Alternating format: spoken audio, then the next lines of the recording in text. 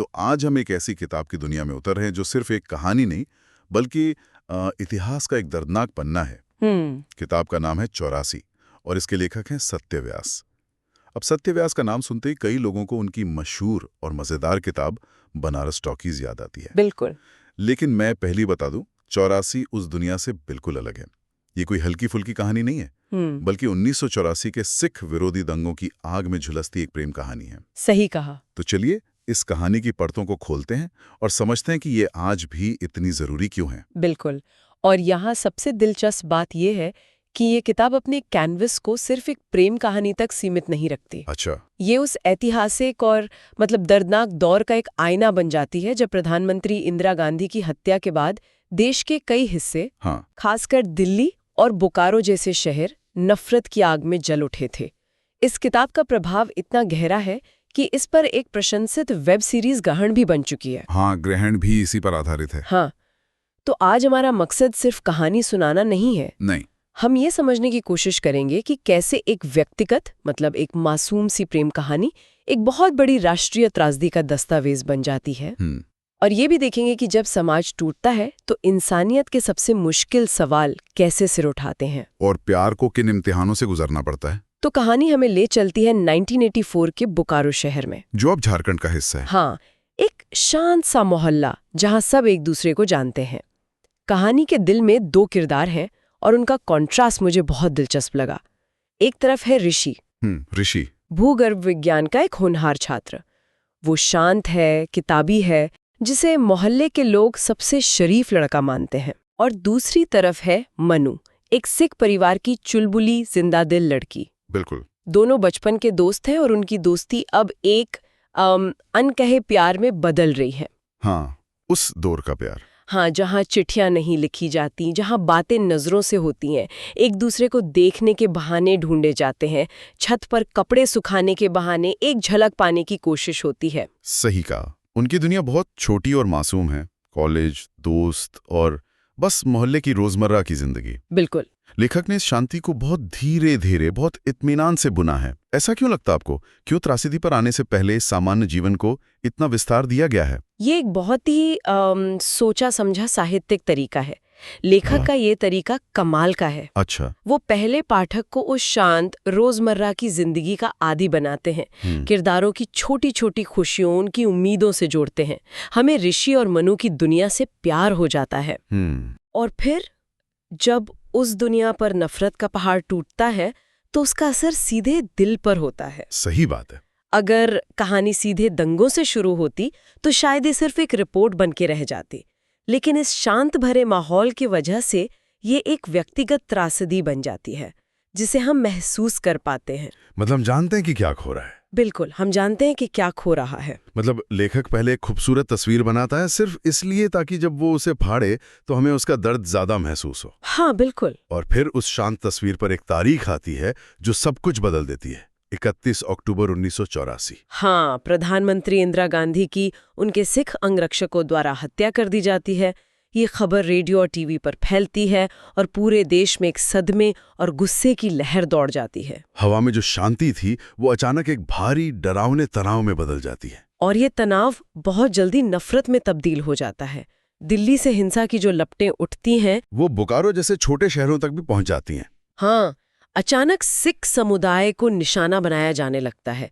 वो पड़ोसी जो कल तक साथ में चाय पीते थे आज एक दूसरे को शक की निगाह से देखने लगते हैं। और यहाँ थोड़ा सा ऐतिहासिक संदर्भ समझना भी जरूरी हो जाता है ना? हाँ, बिल्कुल जरूरी है। ये गुस्सा सिर्फ एक दिन की घटना पर नहीं था। ऑपरेशन ब्लू स्टार जैसी घटनाओं ने पहले से ही समाज में एक गहरी दरार पैदा कर दी थी। माहौल में पहले से ही कह सकते हैं जहर घुला हुआ था।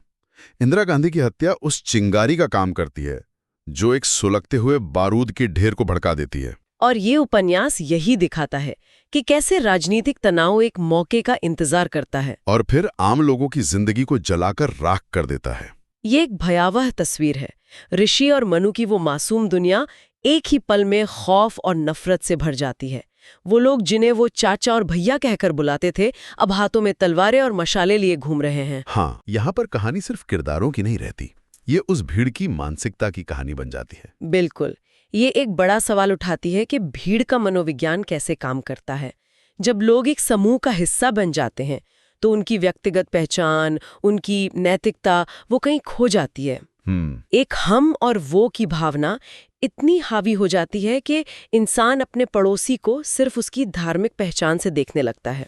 और ये किताब इसी भयावह सच्चाई को बहुत करीब से दिखाती है कि कैसे अच्छे भले इंसान भी नफरत की आंधी में हैवान बन सकते हैं। और यहीं पर कहानी का सबसे बड़ा और सबसे दिलचस्प मोड़ आता है। हाँ। मोहल्ले का वो सबसे सीधा और शांत लड़का ऋषि, जिसके बारे में सब सोचते थे कि वो किसी पछड़े में नहीं पड़ता, वो एक अप्रत्याशित हीरो बन जाता है। बिल्कुल।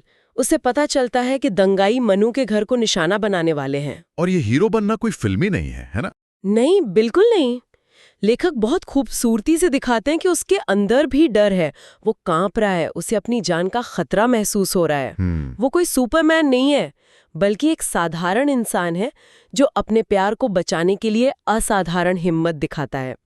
ये बदलाव ही किरदार को इतना विश्वसनीय और शक्तिशाली बनाता है। सही कहा। उसकी हिम्मत डर की गैर मौजूदगी नहीं है, बल्कि डर के बावजूद सही काम करने का फैसला है। और उसका संघर्ष तो दिल दहला देने वाला है।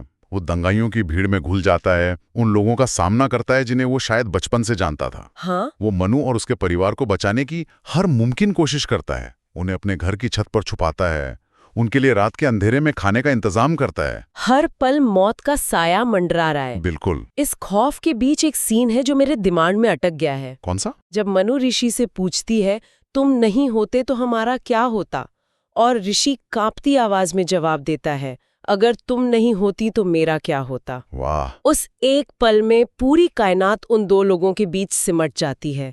बाहर चल रही नफरत और हिंसा के शोर में ये एक शांत, मजबूत और इंसानी लम्हा है। ये बताता है कि उनका रिश्ता सिर्फ रोमांस नहीं है, ये जिंदा रहने की जंग में बनी एक अटूट पार्टनरशिप है। ये बहुत शक्तिशाली है। लेकिन क्या ये कहानी सिर्फ ऋषि की बहादुरी की है या लेखक और भी कुछ दिखा रहे हैं? यही इस किताब की सबसे बड़ी खूबी है। ये कहानी को ब्लैक एंड व्हाइट नहीं बनाती। अच्छा। लेखक उन सच्चे इंसानों को भी दिखाते हैं जो अपनी जान पर खेलकर अपने सिख पड़ोसियों को बचाते हैं। ऋषि का परिवार हिंदू है, फिर भी वो एक सिख परिवार को पनाह देते हैं, ये जानते हुए कि इससे उनका पूरा परिवार खतरे में पड़ सकता है। हाँ, इससे पता चलता है कि ये पूरी तरह से एक समुदाय के दूसरे के खिलाफ होने की कहानी नहीं थी। ये इंसानियत की परीक्षा थी, जिसमें कुछ लोग फेल हुए और कुछ पास हुए। बिल्कुल।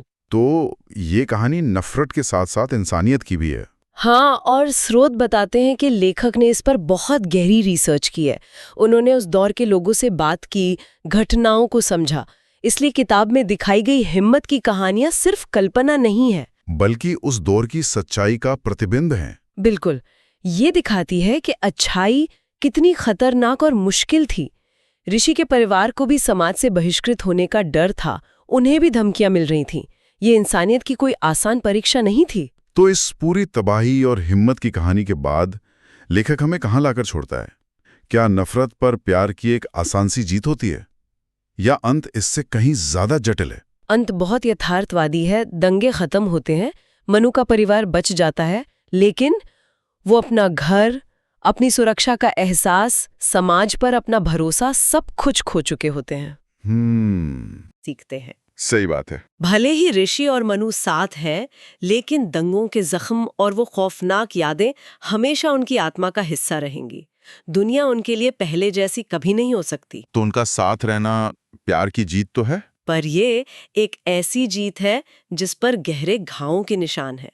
उपन्यास का सबसे बड़ा टेकअवे शायद यही है कि आप हिंसा से बच सकते हैं, लेकिन उसकी यादों से नहीं। और शायद इसीलिए किताब का अंत एक बहुत ही गहरे और दार्शनिक विचार के साथ होता है। बिल्कुल। किताब की अंतिम पंक्तियां पूरी कहानी का सार है। प्रेम हर मजहब का अंग है, लेकिन इसे खुद ही एक मजहब होना चाहिए। ये लाइन कहानी को सिर्फ एक दुखद घटना के वर्णन से उठाकर इंसानियत के ऊंचे दर्शन तक ले जाती है। इसका मतलब यह है कि प्रेम किसी भी धर्म, जाति या पहचान के दायरे से ऊपर है। वो अपने आप में एक संपूर्ण धर्म है।